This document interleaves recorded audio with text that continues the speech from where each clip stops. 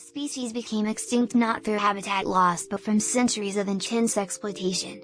They were using prey for hunters and so were slaughtered in huge numbers until the late 1700s for their meat, eggs, feathers and oil.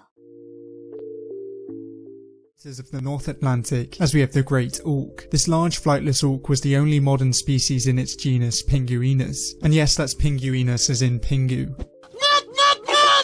Although they acted and looked very similar to penguins, they were not closely related to them. In fact, penguins were actually named after the great auk, as Europeans noted that they had a physical resemblance to the great auk. The great auk's closest living relative is the razorbill, which can still be found in many parts of the North Atlantic. There's a reason this auk had great in its name, as they were said to reach a size of around 85 centimeters or 33 inches long. It was usually found on rocky remote islands, with easy access to the ocean. This ocean provided them with food, as they were great swimmers and usually fed on fish. The great auk went extinct in the mid-19th century, mainly due down to hunting by humans and the way they reproduce. Great auks mated for life, but the female would only lay one egg at a time. This meant that they were very vulnerable to predation and subsequently led to their decline. As the great auks were flightless and almost trusting of humans, they proved very easy birds to hunt and were eventually wiped out. There are once again attempts to de-extinct this species by combining its DNA with the genome of a razorbill, but unfortunately for now this species is just for the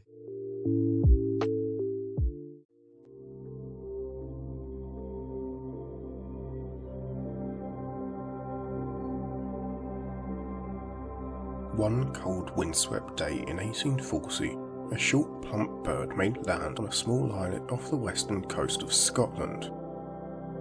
A bird such as this had not been seen there in some time, but when a trio of sailors laid eyes on it, it was clear what the creature must be.